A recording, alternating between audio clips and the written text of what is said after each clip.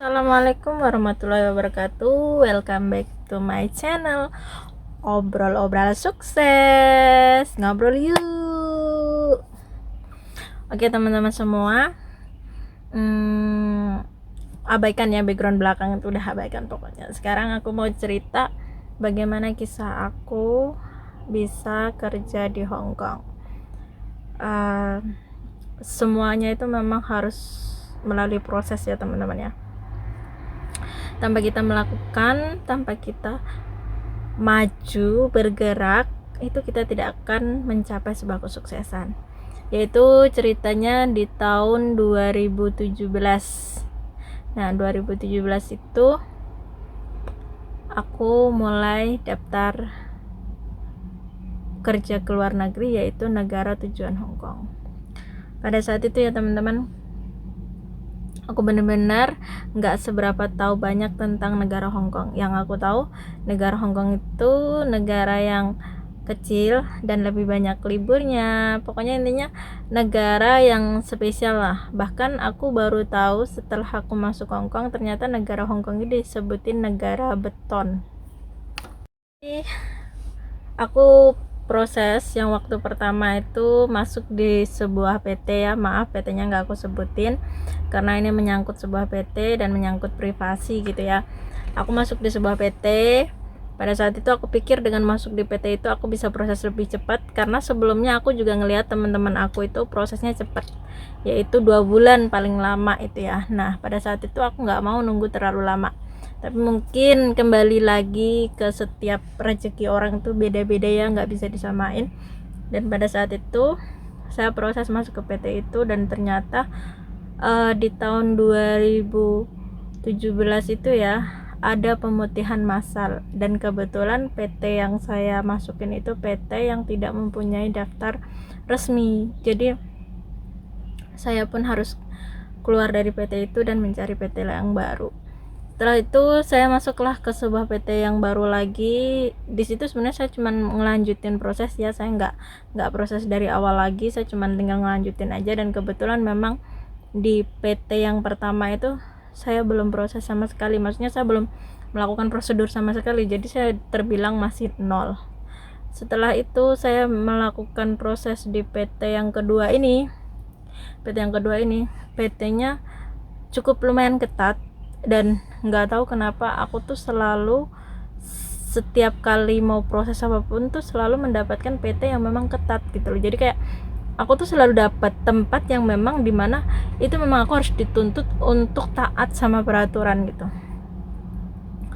Akhirnya saya masuk ke PT yang kedua ini ya, saya proses, saya pun harus nunggu selama setengah tahun. Bayangkan, kalian bisa bayangin kan, setengah tahun saya nunggu ya. Dan itu bukan hal yang sangat gampang buat saya, karena pada saat itu saya benar-benar pengen cepet-cepet kerja. Ya maklumlah, sebelumnya kan saya juga kerja gitu ya, jadi kalau orang yang biasa kerja terus terlalu lama menunggu itu pasti akan resah, gelisah, ya itu sama. Pada saat itu saya pun merasakan seperti itu, saya juga resah, gelisah. Saya pengennya cepet terbang, pengen kerja, pokoknya intinya yang saya tahu saya kerja. Di setiap harinya aktivitas yang kita lakukan sama, di semua PT saya rasa aktivitas yang kita lakukan sama. Pasti pagi itu kita akan sekolah, belajar bahasa negara tujuan ya. Jadi pada saat itu saya negara tujuannya Hong Kong, maka saya harus belajar Kantonis. Di saat saya belajar Kantonis, banyak hal yang mungkin aku harus pelajarin lagi ya, aku harus mulai dari baru lagi, karena sebelumnya aku pernah kerja di Taiwan, jadi bahasanya tuh beda. Kalau bahasa Taiwan kan dipakai Kantonis, salah ya, kalau bahasa Taiwan tuh yang dipakai bahasa Mandarin, dan sekarang ke Hong Kong tuh bahasa Kantonis. Ya memang bener butuhin waktu untuk belajar, tapi aku semangat karena aku tujuannya pengen benar-benar kerja gitu kan. Setelah menunggu, 1 bulan telah berlalu, 2 bulan telah berlalu, 3 bulan telah berlalu, dan saya pun masih belum dapat majikan. Saya belum tahu gimana nasib saya, sampai akhirnya di bulan keempat saya di dalam PT dan saya pun pasrah. saya serahin diri kepada Allah, dan saya udah nggak mau kayak minta lagi gitu sama Allah. Jadi kayak udahlah ya Allah, kamu kasih yang seperti apa, udahlah yang penting saya kerja gitu kan. Saya itu pasrah, dan kayak udah mungkin bisa dibilang pada saat itu putus asa ya. Putus asanya bukan kita nggak percaya Allah bakal ngasih baik, bukan, tapi lebih ke udah apa kata Allah aja udah. Dan setelah jalan ke 5 bulan, akhirnya saya dapat majikan. Dan alhamdulillahnya ya, pada saat itu saya nggak perlu interview seperti anak-anak lain, interview harus ditanya ini itu, enggak. Jadi saya dapat majikan, langsung jobnya turun, visa turun, dan kita proses. Singkat cerita, saya akhirnya sampailah di Hong Kong. Itu pada tahun 2017 di bulan 8 ya. Kalau untuk tanggal detailnya aku nggak seberapa ingat. Setelah itu saya sampailah di Hong Kong, dan saya ditaruhlah di agensi. Pada saat itu yang jemput saya seorang agent, kebetulan agent saya laki-laki, dan alhamdulillah sampai sekarang pun komunikasi kita masih baik sama agent. Saya ingat banget pada saat itu ya, di bandara saya dijemput sama agent, dan kalian tahu pada saat itu di PT dikasih tahu kalau kita tuh nggak boleh bawa koper, kita hanya boleh bawa tas ransel. Dan aku bawa tas itu, tas cengklong gini loh, maksudnya tas gendong gini ya, bukan ransel. Kalau ransel mah enak, masih nyaman dipakai, aku pakai tas yang sampingan gitu loh. Nah itu tas aku berat, dan waktu itu yang jemput aku agent.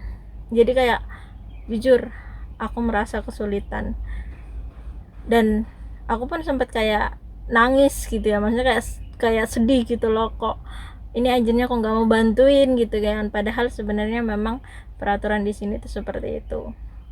Setelah sampai di agensi, kami disuruh naruh barang-barang kami di dalam rumah agent, lalu kami dibawa ke satu tempat untuk melakukan PAP. Pada saat melakukan PAP itu banyak banget ilmu yang saya terima pada saat itu. Dan setelah selesai PAP, saya pun melakukan seperti hal sebelumnya ya, kayak ada medical segala macam itu. Nah tepat di tanggal 1 bulan Agustusnya saya dijemput sama majikan, dan pada saat itu saya mulai bekerja dengan salah satu majikan yang ada di Hong Kong, dan pekerjaannya yaitu jaga anak kecil 2, satu perempuan satu laki-laki. Untuk menjalani semua itu benar-benar harus dibutuhkan sebuah proses yang sabar dan yakin bahwa kita bisa. Di hari pertama aku masih diajarin ya, jadi kayak pada saat itu kan masih belum sekolah anak-anak, karena bulan 8 itu masih libur panjang, masuk libur summer ya, atau libur musim panas gitu kan. Jadi anak-anak masih belum sekolah, dan aku pun hanya diajarin cara pakai mesin cuci, dan terus kalau untuk beres-beres ya di rumah majikan aku ini, aku nggak dipaksa, maksudnya kamu harus beres ini, enggak, itu inisiatif kita. Setelah itu aku masuk sekolah tuh anak-anak tuh di bulan Septembernya. Di bulan September itu anak-anak masuk sekolah, dan aku pun diajarin cara nganterin mereka. Kita harus tahu naik bis nomor berapa, naik minibus turunnya di mana.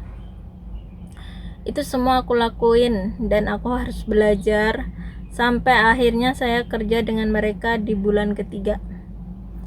Itu saya udah mulai bisa dan mulai paham dan mulai berani. Sebenarnya butuh mental banget ya, karena aku tipe orang introvert salah ngomong lagi, introvert ya.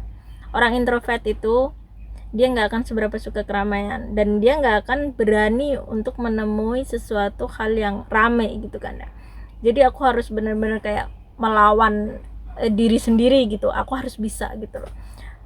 Setengah tahun sudah selesai, dan aku pun sudah bisa adaptasi dengan mereka, walaupun masih sulit ya. karena jaga anak dan memang kerjaanku pada saat itu berat ya, karena 2 anak yang aku jaga kan. Akhirnya aku menemukan ketenangan di rumah majikan ini, dan aku pun meminta majikanku untuk memberikan aku izin untuk memakai jilbab pada saat bekerja. Tanpa proses yang panjang ya, atau mungkin tanpa proses yang rumit, aku pun diizinin sama majikan. Alhamdulillah banget aku diizinin, dan sampai detik ini pun aku tetap pakai jilbab di saat kerja. Setelah selesai proses ini ya, maksudnya kayak apa yang aku alamin itu, dan setiap hari tuh banyak banget sesuatu baru yang harus aku pelajarin gitu. Kayak misalnya aku sering dibawa jalan-jalan untuk setiap minggunya, karena kita jaga anak ya, jaga anak tuh beda banget sama jaga orang tua. Mungkin kalau jaga orang tua kita harus ngikutin mood orang tuanya gitu loh, jadi nggak akan selalu keluar. Kalau untuk jaga anak kita akan lebih banyak keluarnya, dan jujur itu benar-benar capek banget. Makanya aku nggak heran kalau ada ibu rumah tangga gitu ya yang ngeluh ataupun mungkin sedih ataupun mungkin ngerasa capek.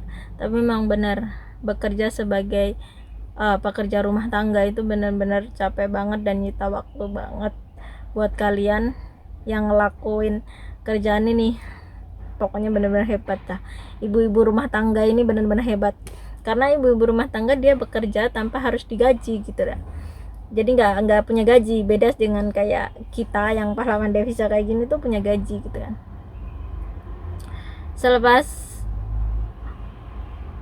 udah aku jalanin selama 2 tahun dan akhirnya aku bisa ngendel semua, alhamdulillah aku selalu diberikan kemudahan sama Allah ya.